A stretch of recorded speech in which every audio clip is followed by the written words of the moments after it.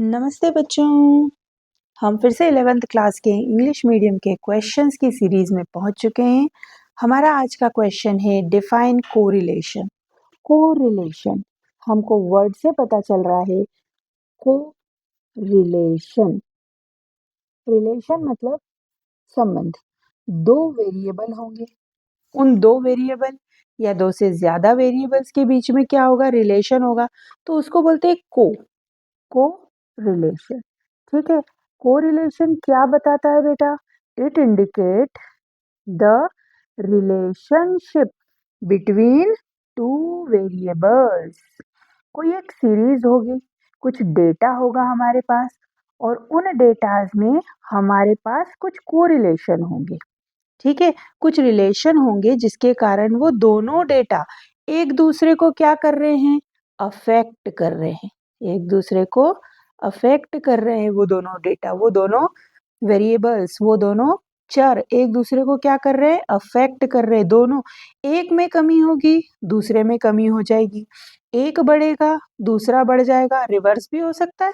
तो ध्यान रखना, जब व्हेन टू और मोर variables affect each other, when two or more variable affects each other, then they are having correlation।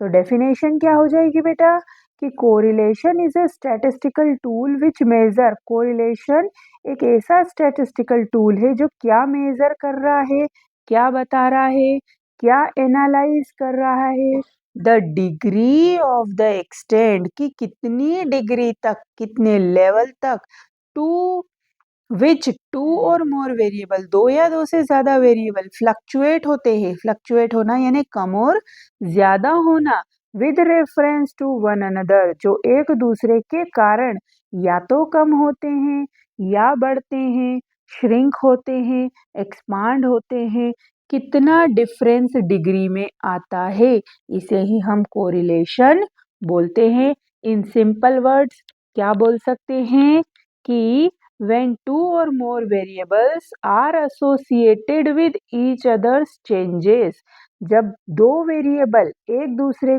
को change करें और उसके कारण उनके वैल्यूज में चेंज आए, तो this thing is known as correlation.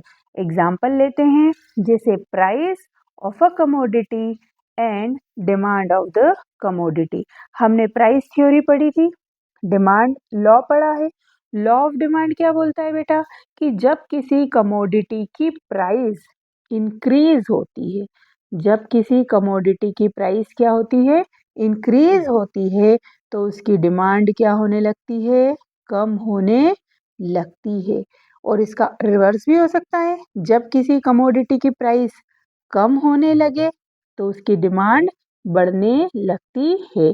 अभी छोटा सा एग्जांपल लेते हैं जो अभी इस समय मार्केट में हो रहा है। अभी अभी मार्केट में बहुत ज्यादा मटर आने लगे हैं, और मटर बहुत ज्यादा आने लगने के कारण मटर की प्राइसेस धीरे धीरे कम होने लग गई। जब मटर शुरू में आए थे 1 महीना पहले, मटर की प्राइस थी 120 रुपीज पर केजी। हम घर में हाफ केजी मटर लेकर आते थे, क्योंकि हमारी डिमांड कम थी, क्योंकि मटर की प्राइसेस क्या थी, हाई थी, तो मटर की डिमांड कम हो गई थी। लेकिन अब मटर की प्राइसेस कम होने लगी है, अब मटर 60-70 रुपीज 50 रुपीज पर केजी मिल रहा है, जिसके कारण हम 1 केजी 1.5 केजी मटर अब खरीदने लगे हैं। तो क्या हो रहा है, there is a negative relationship between the price of the commodity and demand of the commodity. मटर की प्राइस और मटर की डिमांड में क्या हुआ, इनवर्स रिलेशनशिप। क्या हुआ, इनवर्स रिलेशनशिप, यानी ये नेगेटिव रिलेशनशिप है ना। एक की प्राइस कम हुई तो दूसरे की डिमांड, एक की प्राइस कम हुई, जैसे ही प्राइस कम हुई उसकी डिमांड क्या हो गई, बढ़ गई। ऐसे ही height and weight of the child, बच्चे की उम्र जैसे जैसे बढ़ती है वैसे वैसे उसकी हाइट भी बढ़ती है, उसका वेट भी बढ़ता है। तो एज, हाइट और वेट, इन तीनों के बीच में भी तो रिलेशन है। तो इसी तरह के रिलेशन, जब एक चीज यानी एज बढ़ी तो हाइट भी बढ़ी और वेट भी बढ़ा। तो एज बढ़ने के कारण हाइट और वेट बढ़ा है, एज बढ़ने के कारण हाइट और वेट क्या हुआ है, बढ़ा है। इसी को हम कोरिलेशन, इन तीनों के बीच में जो रिलेशन है ना बेटा, उसी को हम कोरिलेशन बोलते हैं। तो हम क्या बोल सकते हैं कि when there is a cause and effect. Cause and effect का मतलब क्या होता है? कारण और परिणाम। जब कारण और परिणाम का संबंध होता है, जब कॉज एंड इफेक्ट रिलेशनशिप होती है बहुत सारे वेरिएबल्स, 2 और मोर वेरिएबल्स के बीच में, तो उसी को हम क्या बोलते हैं? कोरिलेशन बोलते हैं। समझ में आया होगा। इसको लाइक ज़रूर करें, शेयर करें, अपने दोस्तों को बताएं और सब्सक्राइब करने को बोले चैनल। Thank you.